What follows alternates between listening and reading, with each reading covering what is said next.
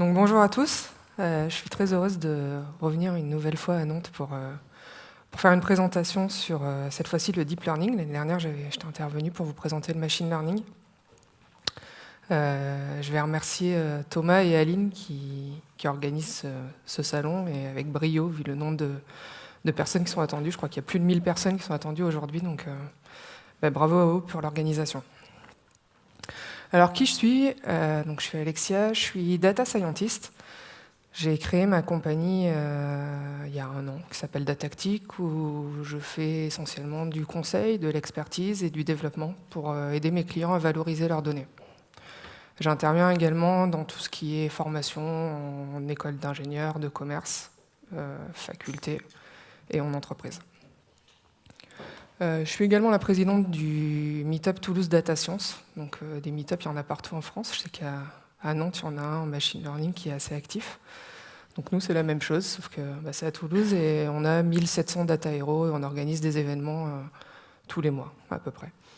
Je suis également l'une des organisatrices du DevFest Toulouse. Donc là, le DevFest, je pense qu'à Nantes, tout le monde connaît. Donc vous avez le plus gros DevFest de France. Nous, il est un petit peu plus modeste.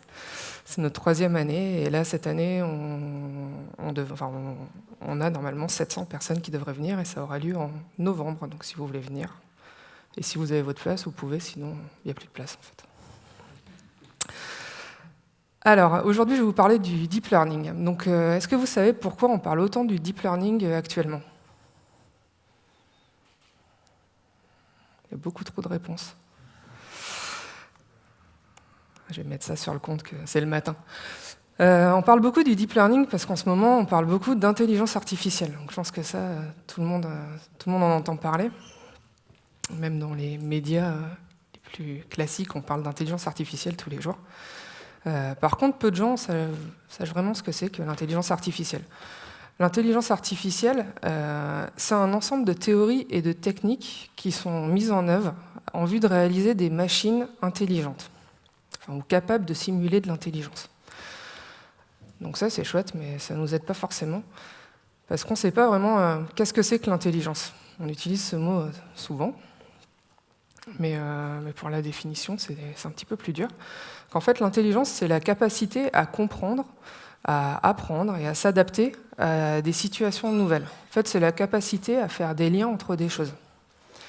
Et donc ça, on va essayer en utilisant des mathématiques, des statistiques, de l'informatique, en s'appuyant sur des neurosciences, en s'appuyant sur de la psychologie et plein d'autres sciences, de faire en sorte qu'une machine devienne intelligente. Donc l'intelligence... Ah oui. Est-ce que vous savez qui est cette dame? Sophia. Donc Sophia, c'est un robot qui est développé par une société qui s'appelle Hanson Robotics. C'est le robot qui a été le plus médiatisé dans les derniers mois, on va dire, en bien ou en mal d'ailleurs. Son visage, il est inspiré de celui d'Audrey Hepburn. Il est très réaliste et il est capable d'afficher une 60aine d'expressions. Donc si vous allez sur YouTube, vous verrez, il y a Will Smith qui essaye de la draguer, et donc on voit qu'elle arrive un petit peu à faire des semblants représenter des semblants d'émotions. Il y a un laps de temps qui est assez long quand même entre un être humain et un robot pour qu'il réponde. C'est pas très rapide. Donc son crâne est transparent, on voit du coup le mécanisme. Ses lèvres bougent quand elle parle, mais par contre, jusqu'à récemment, elle avait des bras qu'elle ne pouvait pas bouger et il me semble qu'elle n'avait pas de jambes. C'est le premier robot dont un pays accorde la citoyenneté, donc elle est de nationalité suédienne. Donc ça, c'était pour la petite histoire. On va rentrer un petit peu plus dans le cœur du sujet. Donc la première vague de l'intelligence artificielle. Donc l'intelligence artificielle, ça a commencé il y a longtemps, ça a commencé en 1950 avec le test de Turing. Donc le test de Turing, c'est assez simple. Vous êtes un être humain et vous allez parler à un interlocuteur. Cet interlocuteur, ça peut être à la fois une machine ou ça peut être un être humain. Vous ne le savez pas. Vous parlez avec cet interlocuteur et si vous parlez à une machine mais que vous ne vous en rendez pas compte, ça veut dire que le test de Turing est réussi. la machine s'est fait passer pour un être humain. Donc ça, c'est un test qui est toujours utilisé de nos jours pour savoir si une machine est intelligente. En 1956, il y a eu une conférence au Dartmouth College. C'est l'une des conférences les plus chères. Elle a coûté $7 500 à l'époque. 75 000 $, pardon. C'était financé par un don de la fondation Rockefeller. Et il n'y avait qu'une vingtaine de personnes qui y assistaient, donc ça fait quand même un bon ratio par participant. Et à la fin, dans cette conférence, il y a eu plusieurs stars de l'IA qui participaient, dont Marvin Minsky, John McCarthy. Et à la fin de cette conférence, leur objectif était de dire que l'avènement des cerveaux électroniques égalant l'homme était imminent. Donc en gros, dans quelques années, on allait réussir à faire une machine aussi intelligente que l'homme. Parmi tous ces participants, ils venaient d'univers un peu différents. Donc il y avait des gens qui avaient une approche plus connexionniste, plus symboliste. Donc connexionniste, c'est plus tout ce qui est réseau de neurones. Symboliste, c'est tout ce qui est moteur de règles, système expert. Puis il y avait aussi des philosophes, des psychologues, etc.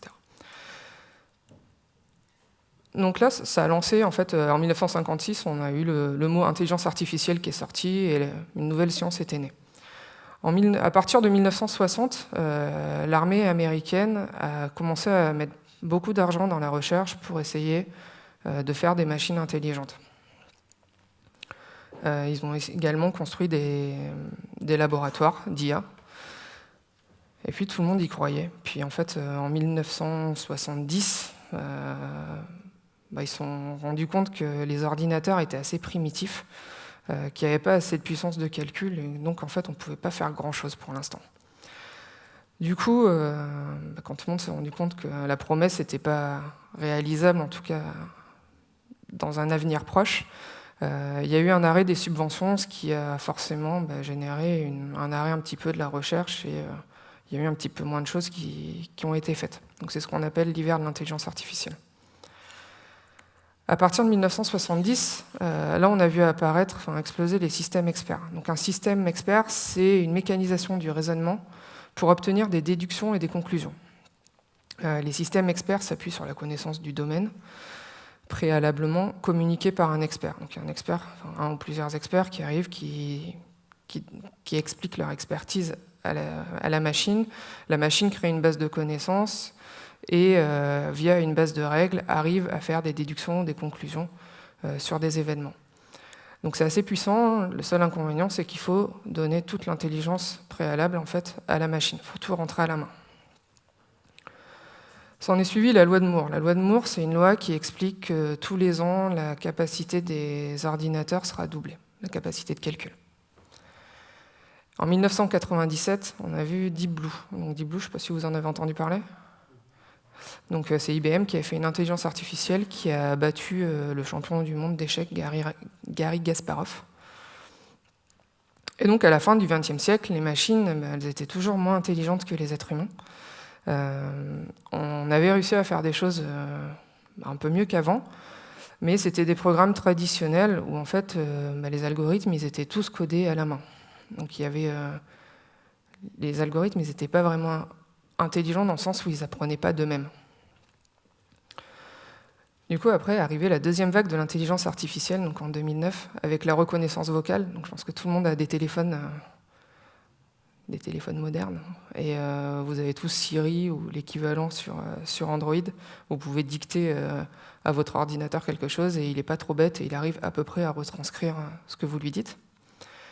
En 2011, il y a IBM Watson qui a développé une IA qui a battu des êtres humains à un jeu qui s'appelle Jeopardy. Donc Jeopardy, c'est un question pour un champion, mais à l'envers et en américain. Donc on donne la réponse et en fait, le présentateur donne la réponse et les candidats doivent trouver la question. Donc ça, en fait, IBM Watson a réussi à battre les champions. En 2012, on a eu des gros progrès sur la vision par ordinateur. En fait, la vision par ordinateur, ça existe depuis longtemps, mais on n'utilisait pas ces nouvelles techniques qui nous permettent maintenant d'avoir des choses très fiables et très facilement. On a eu également des gros progrès sur la traduction. Donc là, normalement, il doit forcément y avoir quelqu'un dans la salle qui dit « Ouais, mais Google Translate, ça marche pas bien. » Donc c'est toujours ce qui arrive. Alors Google Translate, ça marchait pas bien, ça marche mieux.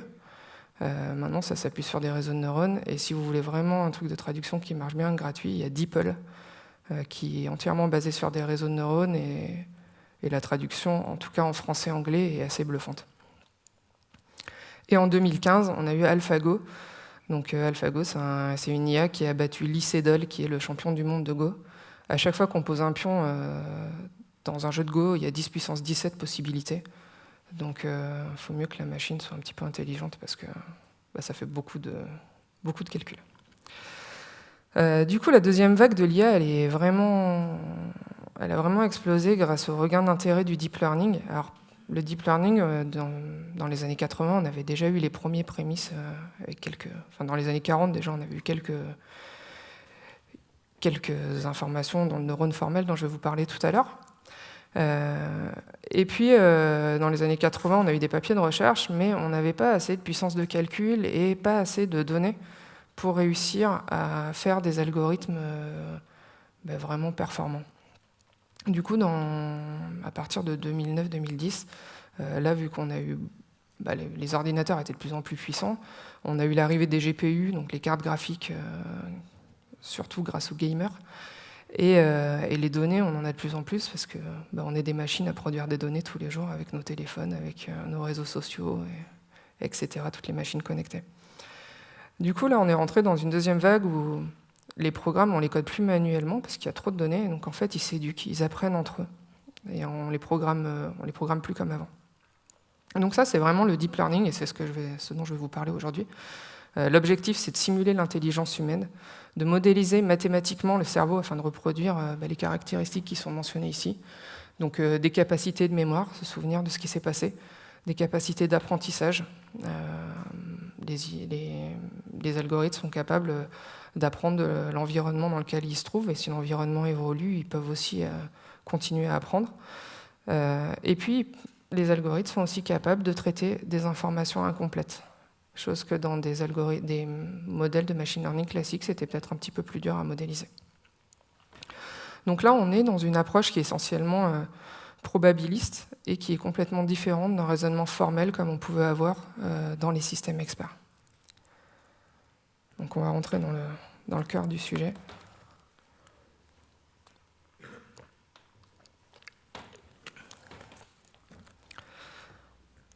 Donc, comme je vous disais, le deep learning, ça se base sur le fonctionnement du cerveau humain. Et donc, dans notre cerveau humain, qu'est-ce qu'on a ? On a tout ça. Donc déjà, si vous mettez vos mains comme ça, là, ça, en fait, ça représente la taille de votre cerveau. Donc, c'est pas très gros, en fait. Et dans votre cerveau, il pèse entre 1,3 et 1,4 kg. Les infos importantes du slide, là, c'est qu'il y a à peu près 100 milliards de neurones dans votre cerveau. Et il y a 160 000 km de réseau sanguin dans le cerveau, donc c'est la moitié de la distance de la Terre à la Lune, ce qui est assez bluffant. Et donc nous, là, ce matin, on est super motivés et on se dit qu'on va modéliser mathématiquement ça. Tranquille. Il nous reste 40 minutes. Alors, petit cours de biologie. Donc ça, c'est un neurone. Vous avez en haut les dendrites. Les dendrites, elles récupèrent les informations du neurone, c'est les entrées, c'est, on va dire, l'input. Le noyau, c'est la cellule. Ça va récupérer les entrées, ça va les corréler, et puis ça va sortir un résultat qui va être donné à l'axone, qui va être la sortie du neurone, et qui va transmettre ce résultat aux synapses. Et les synapses, c'est la sortie qui vont être connectées à d'autres dendrites, et c'est comme ça qu'on fait un réseau de neurones biologiques. Bon, schématiquement, mais ça marche à peu près comme ça. Point de vue informatique, en 1943, je vous disais, il y avait déjà des travaux sur du deep learning. Donc là, il y a une modélisation mathématique d'un neurone. Donc c'est Warren McCulloch et Walter Pitts qui ont fait ça. Donc en entrée, on a les informations qu'on multiplie. Chaque information, on va la pondérer en la multipliant par un poids. Donc ça, c'est les infos qu'on récupère. Donc c'est le parallèle avec les dendrites. Après, vous allez avoir le noyau, où là, vous allez additionner en fait, toutes ces informations, Et ce résultat, vous allez le donner à une fonction d'activation pour que la sortie soit à peu près homogène. Et vous allez la donner en output à l'axone. Et donc là, vous avez bien le parallèle entre une modélisation mathématique et ce qui peut se passer dans un neurone.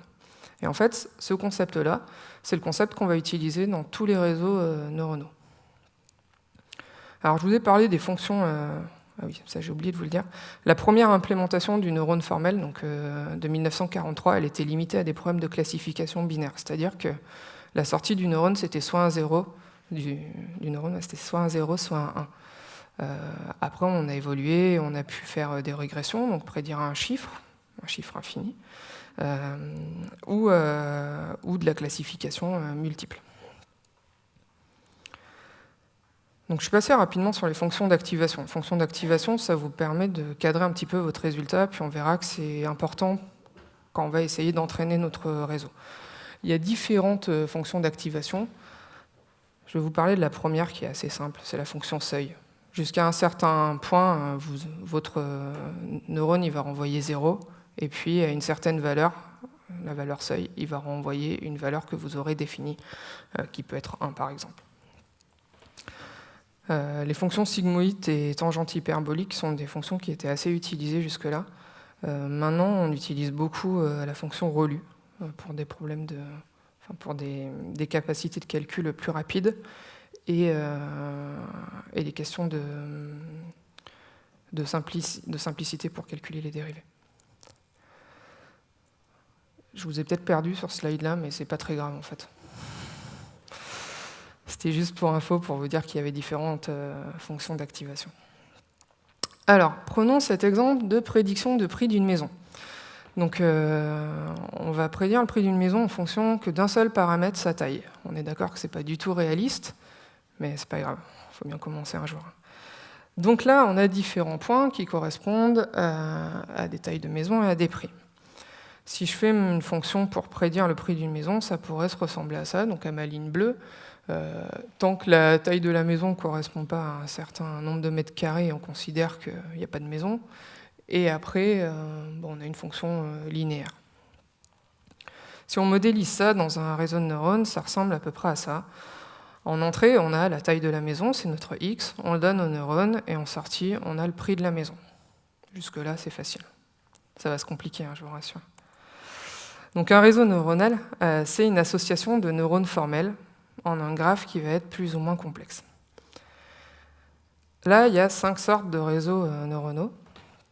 On verra on va voir ces 5-là aujourd'hui, mais si vous cherchez sur Internet, vous en trouverez bien plus. Là, c'est les 5 grandes familles. Fully connected, c'est tous les neurones sont reliés entre eux. Ça permet essentiellement de faire de la classification et c'est pas mal utilisé à la fin des réseaux convolutionnels qui sont le deuxième type.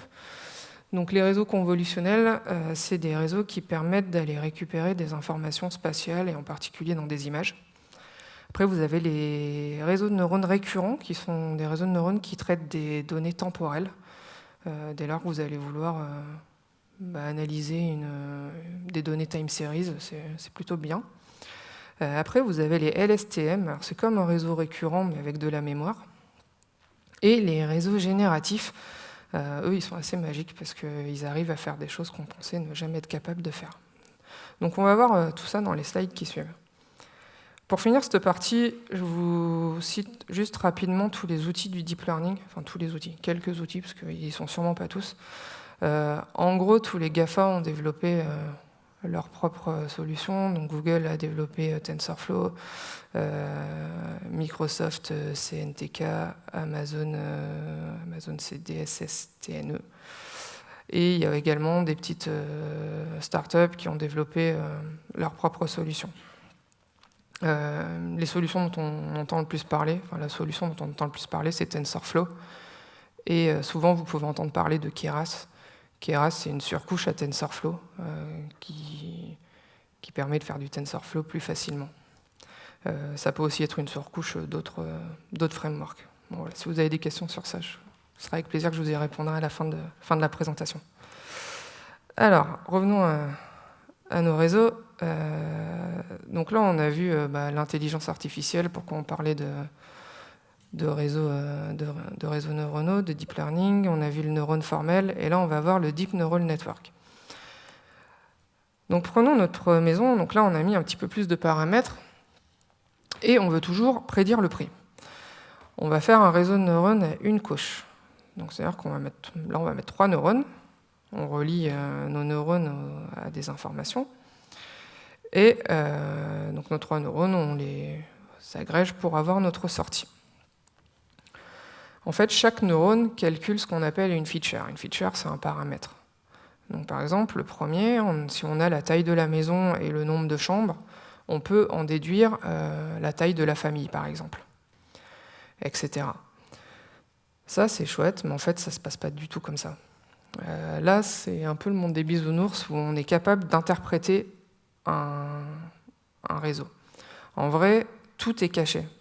Ça ressemble plus à ça. Donc là, dans cet exemple-là, toutes les entrées sont reliées à tous les neurones et le réseau apprend tout seul. Ce qui fait qu'on est incapable de savoir quelle feature est créée sur quel neurone. Vous allez me dire, c'est pas grave tant qu'on a le résultat. C'est vrai, mais ça dépend des cas. Si on traite des données d'êtres humains et qu'on n'a pas envie que l'algorithme devienne raciste, on aimerait bien savoir si, à un moment donné, il fait une différenciation sur la race de la personne, la couleur, ou peu importe. Donc ça, c'est l'un des gros problèmes des réseaux de neurones, c'est que c'est difficilement interprétable. Donc là, quand tout est relié entre eux, ça s'appelle un réseau fully connected. Donc quand vous êtes dans un algorithme de machine learning classique, comme la ligne du haut, vous avez votre entrée, vous allez coder à la main vos paramètres, vos features, vous allez exécuter votre algorithme et vous allez avoir la sortie. En deep learning, comme je vous ai dit, tout ça c'est complètement masqué, c'est le réseau qui apprend tout seul.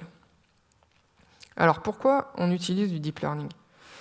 Tout simplement parce que dès lors qu'on a des grosses quantités de données à traiter, c'est la solution la plus efficace.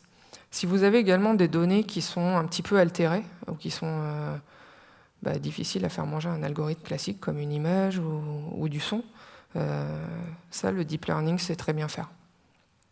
Donc voilà, donc on ne fait pas du deep learning tout le temps. Vous voyez que si on n'a pas beaucoup de données, ça n'a aucun intérêt de faire du deep learning. Et le réseau, il va être plus ou moins profond en fonction de la taille de votre donnée. Allez, on va faire un petit exemple. Donc, est-ce que vous connaissez ce jeu de données ? NIST. Donc, NIST, c'est un jeu de données qui a été utilisé au début des années 80 par Yann Lequin pour détecter des chiffres manuscrits. Donc, ça a été utilisé pour la poste et puis pour les chèques, pour essayer de voir le montant des chèques. Donc là, je vous ai fait une image de qui correspond à plein d'images. Donc vous avez plein d'images de 0 manuscrits, plein d'images de 1, de 2, de 3, de 4, 5, etc. Notre objectif, ça va être de créer un réseau où on va lui donner une image et où il va nous dire quel chiffre c'est en sortie. Alors pour ça, là on va prendre cette image-là, c'est un 6. Donc l'image, elle est constituée de 28 par 28 pixels. Donc 28 par 28, ça fait 784, si je ne me suis pas trompé. Et on va mettre toutes les pixels dans un tableau à plat. Donc on va avoir un tableau de 784 éléments. Ce qu'on veut à la fin, c'est prédire si c'est un 0, un 1, etc. jusqu'à 9. Et donc pour ça, on va relier tous les pixels à chaque neurone. Et donc là, vous me dites, ok, c'est bien, mais comment ça marche ? Donc ça, c'était le concept un peu haut niveau. Donc on va rentrer un petit peu plus dans les détails. Donc là, on s'était arrêté là. Donc mon tableau de 784 pixels, je l'appelais X. Et je vais multiplier du coup tous mes X par un poids, et puis dans certains cas, on rajoute un biais. Bon, le biais, on va faire en sorte qu'il n'y soit pas, ça sera plus simple pour l'explication future. Donc ça nous donne une sortie Y. Donc notre sortie Y, elle a 10 valeurs, parce que ça correspond aux 10 neurones de sortie. Et là, vous me dites, ok, très bien, mais on ne comprend rien. Donc si on regarde, en fait, on voit que dans la 6e ligne, alors en informatique, on commence par 0, donc c'est la 7e si vous commencez par 1, on a la valeur 7,3. Donc 7,3, c'est la valeur la plus grande. Mais ce n'est pas facilement interprétable. Donc pour ça, on utilise une fonction mathématique qui s'appelle softmax, qui prend un ensemble de nombres réels et qui va faire des calculs avec des exponentielles, dont je vous passerai la formule, de façon à ce que la somme du nouveau vecteur fasse 1. Et donc on voit que ici, hop, là on a la valeur 0,28 qui correspond à la valeur la plus grande. Comme ce n'est pas encore très compréhensible, on fait ce qu'on appelle du one-hot encoding, c'est-à-dire qu'on met un 1 à la valeur la plus grande et un 0 à la valeur enfin à toutes les autres valeurs. Du coup, on se retrouve avec notre 1 en 7e position qui correspond au chiffre 6. Et donc là, on peut se dire qu'on a fait le job. Mais là, vous devez vous dire, mais comment le réseau il apprend? Parce que sur le slide, ça marche très très bien, mais en vrai, ça ne marche jamais comme ça au premier coup. Alors, c'est pas très très compliqué, enfin un petit peu, mais pas trop trop. Donc le but de ça, c'est minimiser l'erreur lors de la phase d'apprentissage. Donc dans ce cas-là, moi je vous ai fait un slide où direct on arrive au bon résultat. Mais en vrai, c'est faux. Donc ce qu'on va faire, c'est qu'on va faire une première phase où on va initialiser notre matrice de poids W. Donc soit vous mettez que des valeurs que vous souhaitez, soit sinon vous les mettez aléatoirement. Et donc, vous allez avoir un Y qui va correspondre aux valeurs W que vous avez générées aléatoirement fois X. Ce qui fait que le résultat qui va sortir, normalement, ne devrait pas être du tout celui que vous souhaitez. Du coup, ce qu'on fait, c'est qu'on calcule l'erreur entre la sortie de notre réseau et ce qu'on attend, et on va essayer de corriger cette erreur-là de façon à trouver un nouveau W qui va être un peu meilleur. Et on refait une phase de calcul, et puis on revient en arrière. La phase arrière, en fait, qui consiste à corriger l'erreur et à mettre à jour les poids, ça s'appelle le mécanisme de backpropagation. Vous allez me dire, ok, mais comment je fais pour que les W, on trouve l'erreur? Donc ça, c'est la descente de gradient. Alors, je ne sais pas si vous vous souvenez de vos cours de lycée et de dérivés, j'espère. Donc là, on a une courbe avec en abscisse le poids et en ordonnée l'erreur. On prend un point 1, donc qui correspond à la valeur W, et on a notre erreur. Et on va calculer un vecteur de dérivée, enfin un vecteur, donc une dérivée, ce qui correspond à la tangente. De là, on va calculer en fait ce qu'on appelle le gradient. Donc ça va être la valeur de ce vecteur-là. Cette valeur-là, on va à la source, on fait moins le gradient et on l'additionne à notre poids. Ce qui fait que notre nouveau poids, il va être, c'est le deuxième point rouge. On va refaire une phase et puis si on n'est toujours pas content, hop, on va refaire une autre descente de gradient, etc. Donc pour chaque neurone, en fait, on va calculer l'erreur du poids. Donc ça fait beaucoup de calculs. Donc voilà. Donc en gros, ce qu'il faut retenir, c'est que il y a un mécanisme d'apprentissage qui se fait par retour arrière, qui s'appelle la backpropagation, et qui permet de modifier la valeur des poids, sachant qu'on a des poids pour chaque neurone, et que la valeur du poids, en fait, elle va être modifiée en calculant un vecteur qui s'appelle un gradient. On pourra aller plus loin, mais je pense que ce n'est pas forcément le sujet d'aujourd'hui. Si vous voulez en discuter après, il n'y a aucun souci. J'adore ça. C'est bizarre, mais... donc voilà les résultats de notre... Donc là, je me suis basé sur une présentation de Martin Gortner. Je ne sais pas si vous connaissez, c'est quelqu'un qui travaille chez Google, et je vous ai mis son GitHub où il y a plein de codes si ça vous intéresse. Et du coup, lui, il fait la même présentation, mais en version très matheux et avec plein de codes. Du coup, on arrive à ce résultat-là où on réussit, avec le modèle assez simple que je vous ai montré, donc juste une couche de neurones, à prédire à 92%. Donc vous allez me dire, c'est pas mal quand même. Mais si on prend un code Pascal, dans un code Pascal, il y a quand même 5 chiffres, et si on se trompe une fois sur 10, il y a quand même pas mal de lettres qui ne vont pas arriver, quoi. Donc on va continuer à essayer d'améliorer notre modèle, sachant que bon, déjà le premier jet est encourageant, on va dire. Donc on fait la même chose. Donc là j'ai pris un 4, 784 pixels, et puis je vais mettre plusieurs couches. Donc je mets une première couche, une deuxième couche, une troisième couche, une quatrième couche, et puis j'arrive à mes neurones finaux qui vont de 0 à 10. Donc la première couche, il y a 200 neurones, 100, etc. Bon, vous m'excuserez, mais j'ai pas eu le courage de faire de représenter tous les neurones sur le slide. En vert, vous avez donc chaque neurone. Donc le neurone, il va calculer x fois w. Et puis après, vous vous souvenez, il y a une fonction d'activation. Donc là, on utilise la fonction relu. Et puis en orange, on utilise la fonction softmax qu'on a vue tout à l'heure, qui nous permet d'avoir une probabilité entre 0 et 1, ce qui est plutôt pratique. Alors, du coup, dans ce modèle-là, il y a quelques paramètres qu'on peut optimiser. Donc, il y a ce qu'on appelle le learning rate decay. C'est en fait le pas d'apprentissage de la descente de gradient. Les fonctions d'activation, donc ça, je vous ai montré tout à l'heure. Je vous en ai montré 4. Donc, on peut essayer, quand on fait des réseaux de neurones, on peut essayer de mettre différentes fonctions. Après, chaque fonction a ses propriétés.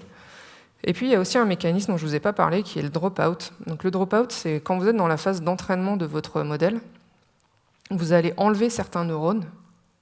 Donc, vous faites une phase, vous enlevez certains neurones, du coup, votre réseau, il apprend. Vous faites votre algorithme de backpropagation. Et puis, vous remettez les neurones, et vous en enlevez d'autres, et vous refaites ça. Alors, vous allez me dire à quoi ça sert. En fait, ça sert à ce que votre réseau il soit généraliste et qu'il n'apprenne pas trop de votre jeu de données. Et du coup, les neurones sont plus forts parce qu'ils savent se débrouiller tout seuls. Quand vous êtes en phase d'inférence, donc la phase d'inférence, c'est la phase de la vraie vie, c'est la phase où votre réseau, vous l'avez déjà entraîné et vous savez qu'il marche. Vous le prenez et vous le mettez sur des nouvelles données pour vraiment en production. Là, pour le coup, il n'y a pas d'histoire de dropout, tous les neurones, ils sont connectés. Et donc, avec toutes ces améliorations-là, on arrive à un taux de réussite de 98%, taux de détection de 98%. Donc là, on est presque proche de la perfection. Mais en fait, il y a quelques problèmes à cette approche-là. C'est que vous avez vu, tous les neurones sont connectés à la couche précédente. Ce qui fait qu'il y a une quantité de poids à apprendre qui est monumentale. Et l'image, on la prend et puis on la met à plat. Du coup, il y a sûrement moyen de faire autrement. Donc c'est ce que proposent les réseaux convolutionnels. Donc les réseaux convolutionnels, ça va être capable de trouver des choses dans l'espace. Donc là, par exemple, ça va être capable de tirer parti de la corrélation entre les pixels voisins. Donc au lieu de prendre une image et de la mettre dans un vecteur, on va prendre l'image par bout. Et donc on va traiter à la fois, on va traiter une zone. Du coup, on va garder l'environnement des points. Et au lieu d'avoir un poids à chaque neurone, une matrice de poids à chaque neurone, on va garder la même matrice de poids pour chaque couche. C'est ce qu'on appelle des noyaux de convolution. Donc je me suis dit que j'allais vous faire une petite dédicace. J'espère que vous en mangez tous les jours. Donc une image, c'est composé de 3 couches, du vert, du rouge et du bleu. Donc là, on a notre petit lu en 3 couches. Donc quand on va traiter l'image, on va vraiment traiter ces 3 filtres, c'est important. On va mettre notre noyau de convolution sur l'image et on va appliquer cette transformation pour obtenir un résultat de notre couche supérieure. Concrètement, ça ressemble à ça. Bon, là, c'est pas une image, mais c'est le même principe. Vous avez une matrice en entrée qui correspond à une image. Donc là, c'est juste... en fait, à chaque couche, chaque couche de neurones, en fait, on a différentes profondeurs. Et les profondeurs, ça s'appelle des features, des map features. Donc, par exemple, quand on a notre petit lu et qu'il est en rouge, bleu et vert, on a 3 map features. Feature maps, d'ailleurs. Donc là, on n'a qu'une feature maps. On donne le noyau de convolution. Et le noyau de convolution, en fait, il va multiplier 3 par -1, plus 0 par 0, plus 1 fois 1, etc. Donc il va faire tous les calculs sur ce noyau et sortir la valeur résultat qui va être -3. Et après, ce noyau, on va le déplacer via un mécanisme qui s'appelle du stride. Donc c'est le nombre de pixels dont on choisit de déplacer l'image sur le noyau sur l'image. Et du coup, ça va nous faire des feature maps plus petites, vu qu'on va, en général, si on décale de 2, on va avoir une feature maps qui va être approximativement 2 fois plus petite que notre feature maps de départ. J'hésite en fait en vous parlant parce qu'il y a un concept dont je ne vous ai pas parlé, qui est le concept de savoir si on part pile au bord de l'image ou si on dépasse un petit peu. Bon, mais ça, c'est pas très grave. Puis il y a aussi un phénomène de pooling. Donc ça, c'est une fois qu'on a notre feature maps. Si on veut réduire encore plus les informations, on se dit je prends le maximum des matrices 2 par 2 ou la moyenne. Et du coup, ça nous permet de réduire les feature maps. L'important, c'est pas que vous compreniez tout, enfin ça serait top, mais c'est surtout que vous comprenez bien les concepts, à savoir que là, c'est un noyau de convolution et que les poids seront partagés, contrairement au premier réseau.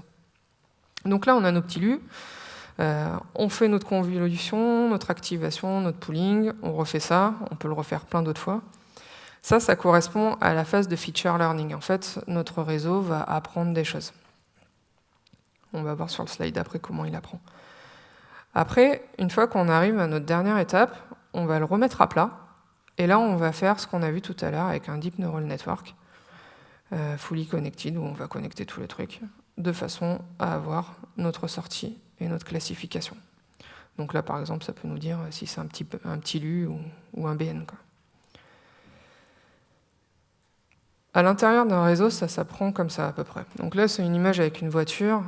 Au début, ça va apprendre les traits, après ça va apprendre les angles, après ça va apprendre des formes un peu petites, puis plus ça va apprendre des formes grandes, jusqu'à temps que ça apprenne que c'est une voiture.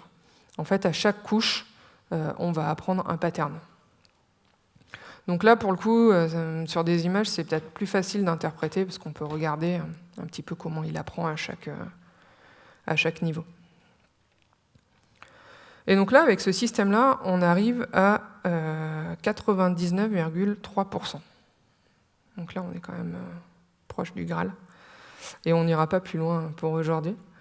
Après, il y a d'autres techniques qui permettent d'aller un petit peu plus loin.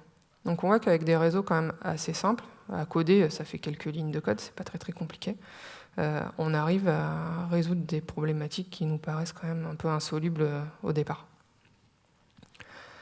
Donc là, je vous ai parlé des réseaux convolutionnels et on n'a pas le temps pour que je vous parle de tous les autres réseaux, donc je vais passer un petit peu plus vite sur, en premier, les réseaux récurrents. Donc les réseaux récurrents, c'est des réseaux qui permettent d'apprendre de séries temporelles, enfin essentiellement.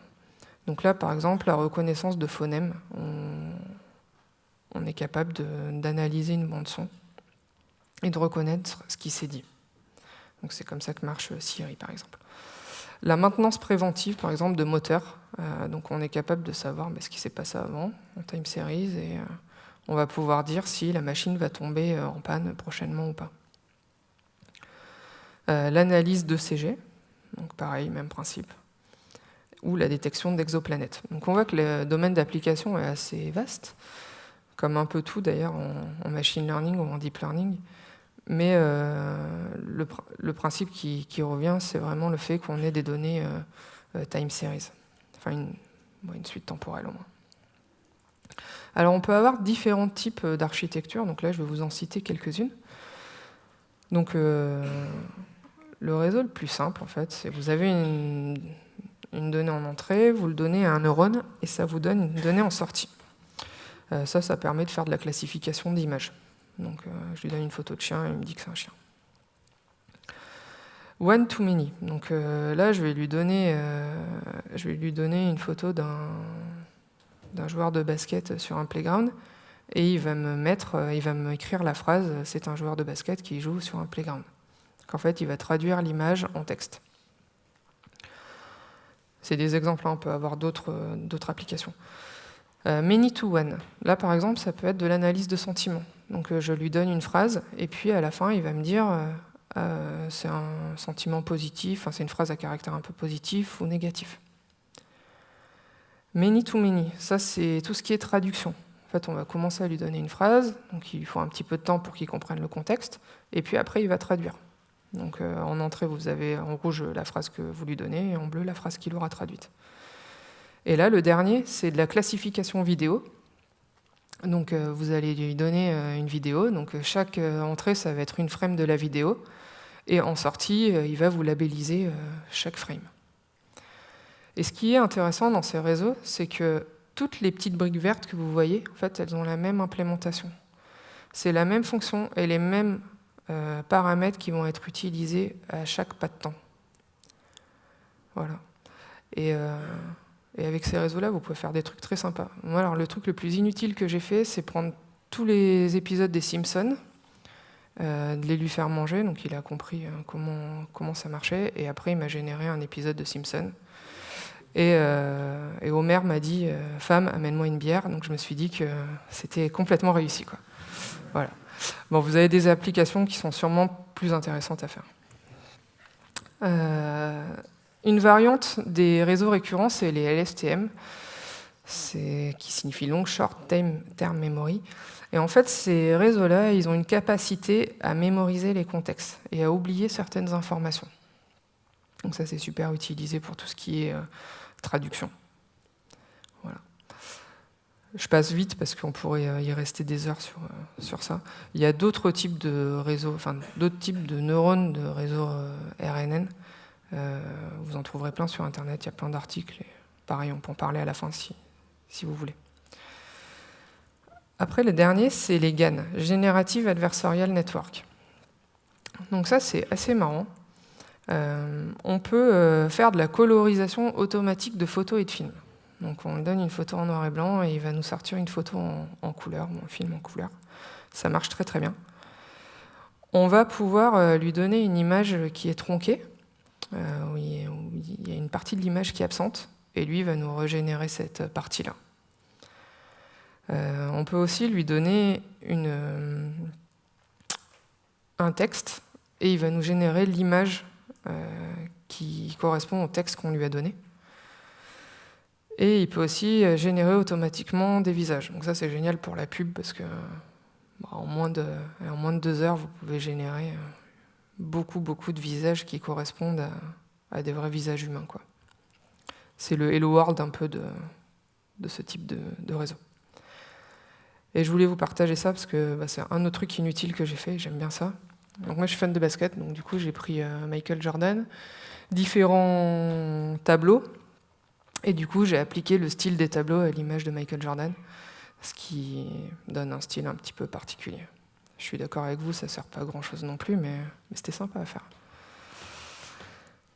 Et donc comment ça marche les GAN ? Alors, en gros vous avez 2 réseaux. Vous avez un réseau qui est ce qu'on appelle le générateur, qui va générer des images, et un réseau qui va s'appeler le discriminateur, qui lui va vous dire si l'image générée est bonne ou pas bonne. Donc pour ça, en entrée, vous donnez du bruit. Donc du bruit, c'est pas du son, c'est une matrice avec des points générés aléatoirement. Vous le donnez au générateur, et le générateur va générer une image. Cette image-là, elle va être comparée à une image réelle dans le discriminateur. Le discriminateur va dire du coup quelle est la vraie et la fausse image. L'objectif, c'est que ces 2 réseaux se combattent entre eux de façon à ce qu'ils apprennent mutuellement et que le générateur arrive à générer de plus en plus d'images proches de l'image réelle et que le discriminateur soit un petit peu perdu mais arrive à retrouver l'image réelle. Donc voilà, donc ça c'est les dernières avancées en matière de deep learning. Il y a beaucoup de choses sur les GAN. Du coup, en résumé, si vous avez bien écouté, on a parlé de neurones formels. Donc neurones formels, c'est vraiment le neurone basique, basée sur le neurone biologique, qui est la base de tous nos réseaux neuronaux. On a vu les réseaux de neurones profonds. Donc là, on fait plein de couches de neurones, enfin plein de réseaux, et ils apprennent mutuellement entre eux, ils sont tous connectés. Ce que j'ai oublié de vous dire, en fait, c'est vous avez votre couche d'entrée, votre couche de sortie, et au milieu, en fait, on appelle ça des couches cachées. Vous retrouverez souvent dans la littérature ce concept-là. Après, on a vu les réseaux convolutionnels. Donc l'avantage, c'est qu'ils sont capables d'aller récupérer des informations dans une photo, en gardant la proximité des points et puis en partageant les poids sur chaque couche de neurones, ce qui permet d'avoir des résultats bien meilleurs plus facilement parce qu'il y a moins de poids à entraîner. Les réseaux récurrents qui permettent de gérer tout ce qui est temporalité. Et puis les réseaux génératifs adversariaux qui, eux, se combattent entre eux pour résoudre un problème. Donc là, c'était ce que je vous ai présenté. Après, comme je vous disais, il y a plein d'autres réseaux qui existent, plein d'autres architectures de réseaux. Il y en aura sûrement plein d'autres qui vont arriver à l'avenir. Et je voulais vous faire un petit point sur, pour moi, qu'est-ce que le futur du deep learning. Donc déjà, il y a une chose qui est assez flagrante, c'est que l'infrastructure de nos ordinateurs continue à s'améliorer. On a de plus en plus facilement accès à des machines de guerre, soit avec des gros CPU, soit avec maintenant des gros GPU. C'est assez classique de faire des calculs sur GPU, alors qu'il y a quelques années, c'était réservé à certaines personnes. Donc tout ça, ça va nous permettre de faire des modèles plus complexes, sûrement plus profonds. De plus, on continue à générer de plus en plus de données, donc on va encore avoir plus de data. Par contre, il va se poser un problème d'interprétabilité des modèles. Parce que nos modèles, si on apprend avec de plus en plus de données et qu'on les fait de plus en plus compliquées, ça reste des énormes boîtes noires. Et dans certains cas, ça risque d'être problématique. Point de vue technologie, on va dire, vous avez vu tout à l'heure qu'il y a beaucoup de frameworks, il y a beaucoup d'outils. Donc je pense que dans le futur, il y en a quelques-uns qui vont disparaître et puis il y en a d'autres qui vont encore plus être mis en avant.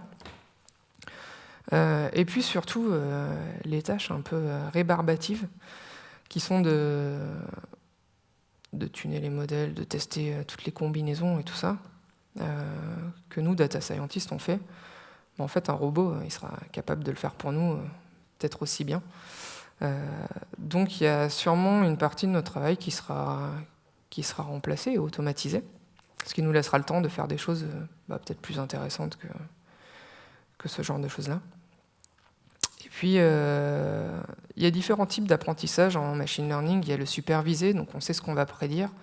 Le non supervisé, on ne sait pas ce qu'on va prédire. Et l'apprentissage par renforcement, où là, en fait, notre algorithme évolue dans un environnement. Et l'environnement va lui dire si la chose qu'il a faite est bien ou pas. Et en fonction, du coup, il va apprendre de lui-même, de l'environnement dans lequel il est. C'est ce qu'on appelle l'apprentissage par renforcement. Et c'est ce qui est en train de se développer de plus en plus. Donc, je pense qu'on aura ça.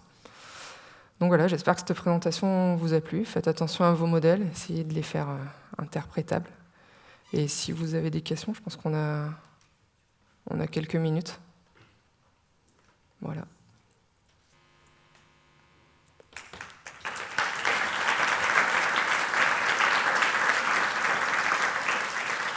Merci.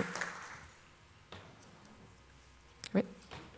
Je me demandais par rapport au problème de l'interprétabilité des réseaux de neurones profonds.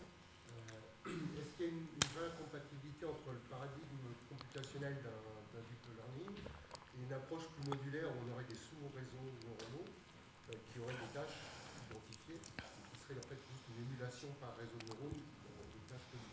Okay. C'est compatible d'avoir les deux approches. Oui, on peut très bien mettre des réseaux qui s'imbriquent entre eux de façon à gagner un peu en interprétabilité. Après, je pense que tous les problèmes ne peuvent pas être modélisés comme ça, mais certains peuvent l'être.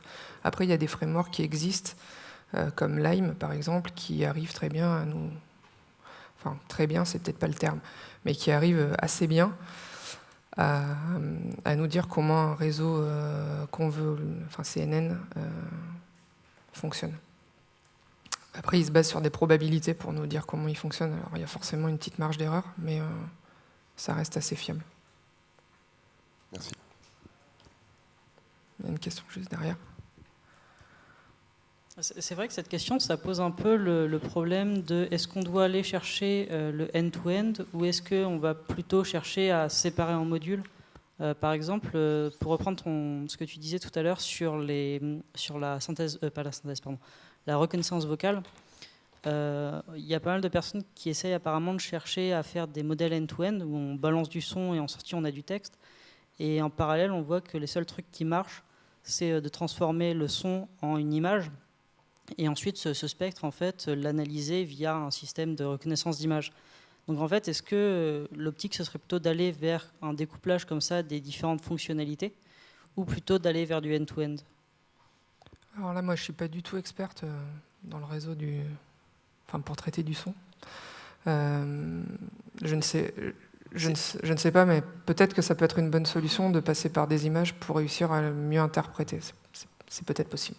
Mais là, Ce que je veux dire, c'est plus une question générale autour de quelle est l'optique dans laquelle, au sein que ce soit de la recherche ou de l'industrie, on va chercher à aller plus dans une optique ou dans l'autre. Je ne sais pas si c'est clair. Moyen. En fait, ta question, si je comprends bien, c'est... Est-ce qu'on doit chercher à aller plus vers un système qui va avoir la possibilité de choisir lui-même quelle couche il va entraîner comment et toute la complexité sera dans un seul gros réseau? Ou est-ce que c'est plus intéressant de le splitter? Ça revient un petit peu à la question. Voilà. Mais donc, quel type d'optique tu conseillerais? Moi, je pense que c'est très difficile de te répondre comme ça quand on ne connaît pas les données et pas le contexte. Si tu es dans un contexte où l'interprétabilité est importante, il faut que tu mettes tout en œuvre pour réussir à faire un modèle interprétable. Donc, soit tu utilises du deep learning et tu mets en place des systèmes pour réussir à comprendre le mieux possible comment ils fonctionnent, soit sinon tu utilises du machine learning peut-être plus classique. Ok. Je suis désolé, il n'y a pas vraiment de... Ça dépend du contexte. Souvent en machine learning d'ailleurs, ça dépend du contexte et des données.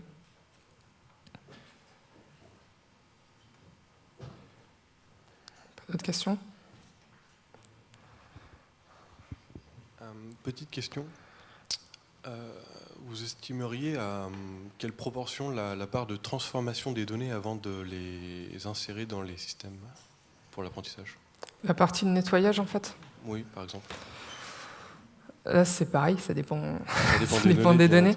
Il y a des stats qui disent qu'en gros, il y a 60% de préparation et nettoyage des données avant de donner à un système. Moi, de mon expérience, je confirme. C'est souvent compliqué d'extraire les données de là où elles sont stockées. Et en fait, la phase de recherche de modèle et de paramétrage du modèle, moi, ça m'occupe 20 à 30% max de mon temps, quoi. Donc le nerf de la guerre, en fait, c'est les données. Après le reste, on s'en sort toujours. Avec de l'argent, on arrive à acheter un ordinateur. Merci. De rien. Oui.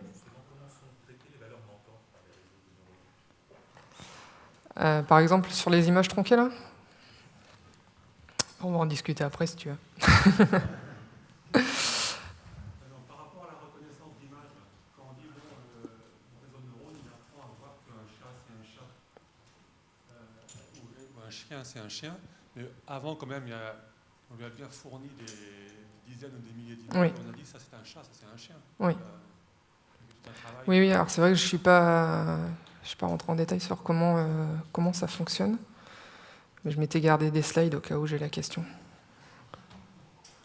Si j'y arrive. Dès que je retrouve ma souris, je vous montre ça.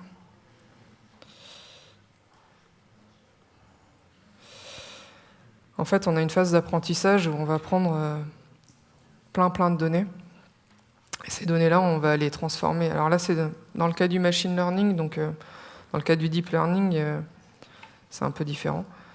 On prend ces données qui sont des données classiques, on les transforme en feature vector, c'est-à-dire en valeurs numériques. Un algorithme ne va jamais manger une image telle qu'elle, elle ne va pas manger un point JPEG. Par contre, elle va manger une matrice de pixels. Donc c'est ce qu'on appelle des feature vectors. Ces données-là, elles sont labellisées. Donc on sait que telle image c'est un chat, telle image c'est un chien, etc. Du coup, on le donne à notre algorithme de machine learning. Là, il va y avoir plein d'itérations où on va aller calculer les hyperparamètres, on modifie les hyperparamètres et modifier peut-être les features, si on est dans du cas du machine learning, de façon à ce que notre réseau il apprenne en fonction de toutes les données qu'on lui aura données. Du coup, une fois que notre réseau il a appris, on le donne à la phase d'inférence où là on a des nouvelles données, mais les nouvelles données correspondent, enfin ça reste si on avait des images dans la phase d'apprentissage, on a aussi des images ici. On les transforme en feature vector comme dans l'étape précédente, et on applique notre modèle et ça nous donne la sortie. Du coup, pour répondre à votre question, la phase d'apprentissage, elle est faite sur une énorme quantité de données. Là où un être humain, même un enfant de 2 ans, il met vraiment pas longtemps à comprendre ce que c'est un chat ou un chien, le réseau de neurones, il va falloir lui donner des dizaines de milliers de photos de chiens pour qu'il comprenne ce que c'est qu'un chien, quoi. Parce que si vous lui apprenez avec un chien blanc et qu'après c'est un chien noir, bah, il va pas savoir, par exemple. Alors que l'enfant, lui, il va réussir à faire le lien. C'est là où il est un petit peu plus intelligent, pour l'instant. Je ne sais pas si ça répond. Oui, ça veut dire aussi qu'il y a énormément de travail qui est fait dans ce tagage des images. Et c'est aussi tout le travail qu'on fait gratuitement quand on fait des tags sur Google ou ailleurs. Oui, alors Google est assez fort pour faire travailler gratuitement. Mais on donne tous nos données à Google ou à Apple. Donc, Et la valeur, elle est là, quoi. Ouais. En fait, c'est ce qui fait la différence entre les GAFA et le reste du monde. Enfin, j'enlève les Chinois de ma phrase, parce que les Chinois sont aussi forts que les Américains maintenant. En fait, toutes les puissances GAFA récupèrent une tonne de données sur nous, ce qui leur permet de développer des programmes en intelligence artificielle qui sont super, enfin, qui sont très aboutis. Et les Chinois, c'est exactement pareil, voire même eux, ils ont encore plus de données, parce que quand on habite en Chine, la démocratie chinoise, c'est drôle cette phrase, elle fait qu'ils ont toutes les données de tout le monde. Ils ont encore plus de données que les Américains. Et nous, en France, les données, on a de la chance de pouvoir préserver nos données, ce qui est une chance, mais qui est également un frein au développement d'algorithmes, parce qu'il n'y a aucune superpuissance qui a toutes nos données. Ni l'État, ni des entreprises privées. Donc c'est pour ça que, entre autres, les Américains sont plus avancés que nous sur le sujet, quoi. Voilà. Oui.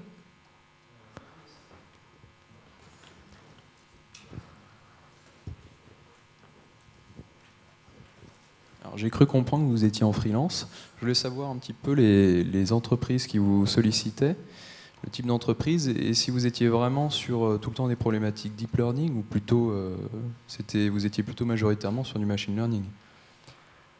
Alors les entreprises qui me sollicitent, elles sont assez diverses, parce que j'ai un parcours un petit peu atypique où j'ai travaillé dans des grands groupes et dans une plus petite structure récemment, ce qui fait que je connais pas mal de gros industriels et de petites sociétés. Donc en fait, c'est essentiellement mes anciens clients, les gens qui viennent au Toulouse Data Science qui me contactent. Donc mon panel de clients peut aller de Airbus au CNES à une petite société qui fait de la cybersécurité.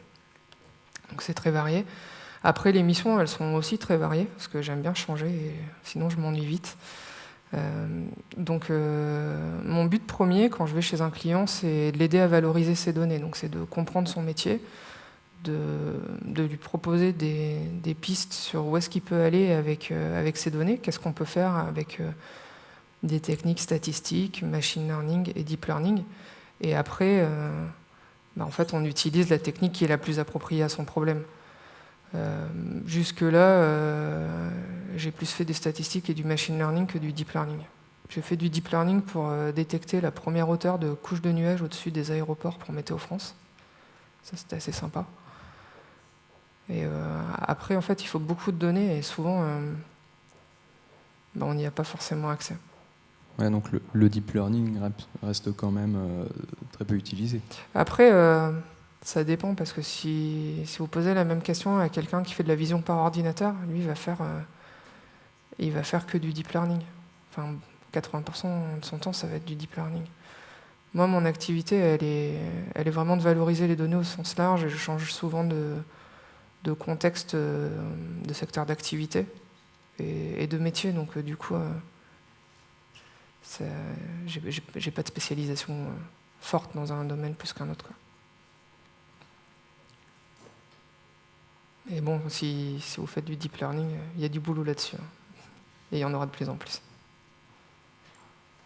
Oui.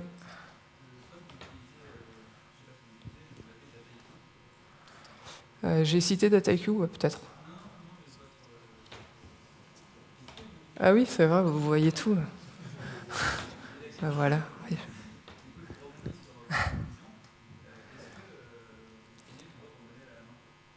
Est-ce que je tune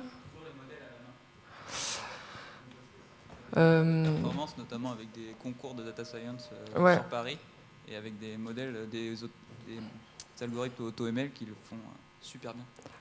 Je pense que le futur, c'est l'AutoML et de remplacer ça. C'est quand je parlais de machines qui allaient nous remplacer, c'était ce que je voulais dire. DataIQ, je l'utilise pas très souvent parce qu'en fait, mes clients l'utilisent pas. Donc, s'il est là, c'est parce que j'ai fait quelques compétitions avec DataIQ, justement. Et donc, j'avais utilisé leur outil qui est très sympa.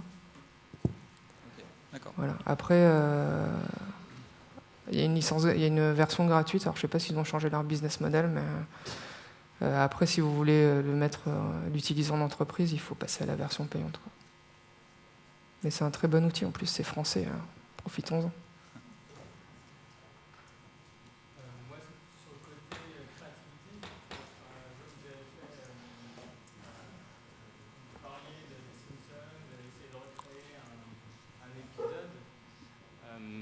En fait, ma question, c'était plus pour savoir... Pourquoi je fais des trucs qui servent à rien? Non. non, parce que moi, du coup, je trouve ça hyper intéressant. Enfin, je suis designer, donc plus visuel et tout ça. Et du coup, est-ce que je suis en droit de m'inquiéter à ce que mon job devienne un peu redondant par la suite? Est-ce que les machines vont prendre le pas sur la créativité? C'est un vrai sujet. Il y a un projet, je crois que ça s'appelle Rembrandt 3.0, je ne sais pas si vous l'avez vu, où en fait, ils ont donné à l'intelligence artificielle plein de tableaux de Rembrandt, et elle a été capable de recréer un Rembrandt, quoi. Enfin, un truc qui ressemble vraiment à Rembrandt. Du coup, il y a plein de questions derrière sur jusqu'où ça peut aller, le droit d'auteur. Et ça, pour l'instant, il n'y a pas vraiment de cadre juridique pour tout ça, quoi. Ça reste encore un peu flou. Okay. Mais oui, je pense que l'intelligence artificielle touchera tous les métiers. Après, je pense qu'il faut l'utiliser plus comme une force et se dire, moi, par exemple, dans mon métier, ça va peut-être m'enlever toute la partie où je tune mes algorithmes, mais d'un autre côté, j'aime pas faire ça. C'est une tâche qui est rébarbative et répétitive, quoi. Où en fait, je change chaque paramètre, je note dans mon fichier Excel, j'ai changé tel paramètre, ça donne tel résultat. Et puis à la fin de la journée, je regarde mon fichier Excel et je me dis, celui-là, c'était le mieux. Bon, si la machine fait ça à ma place, c'est pas très grave. Après, par contre, la machine, pour l'instant, elle n'est pas capable d'aller voir mon client et de comprendre vraiment son besoin et de voir comment on peut l'aider à valoriser ses données, quoi. Donc je pense qu'il faut plus utiliser l'intelligence artificielle comme un compagnon qu'en avoir peur comme un compétiteur, ok. Et voilà, et de ne pas s'en servir. De toute façon, l'intelligence artificielle est là et qu'on le veuille ou non, il va falloir qu'on apprenne à vivre avec, quoi. Donc à nous de faire en sorte qu'on vive le mieux possible avec elle et qu'il n'y ait pas de problème. Ok, merci. Ouais. Oui.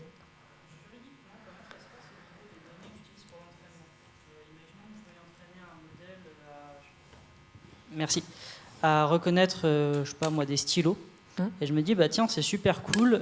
Il y a Le Bon Coin, il y a une option de recherche. Je vais récupérer toutes les images de Le Bon Coin sur les stylos, toutes les images de Le Bon Coin sur tel ou tel type d'objet, et je vais faire mon classifieur là-dessus. Ensuite, je supprime toutes mes images. Personne ne saura jamais que j'ai utilisé ça. Juridiquement, ça se passe comment ? Alors, je ne suis pas juriste. Ah, d'accord.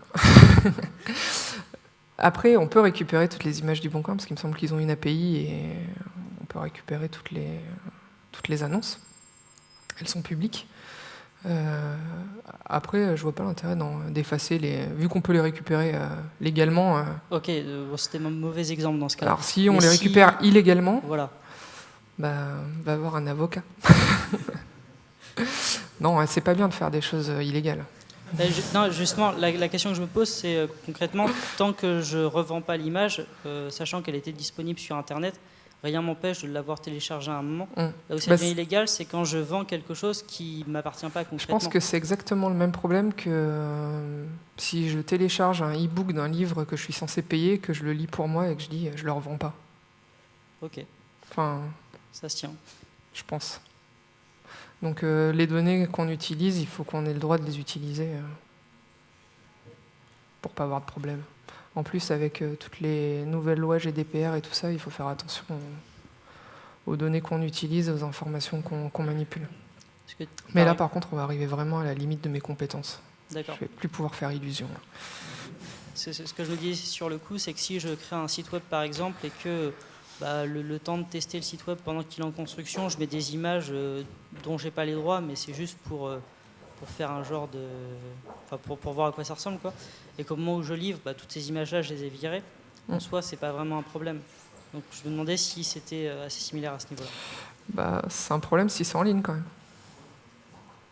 L'algorithme de machine learning, tant qu'il n'est pas en prod, il n'est pas en ligne, entre guillemets. Ok. Moi, je dirais non. Ok, d'accord.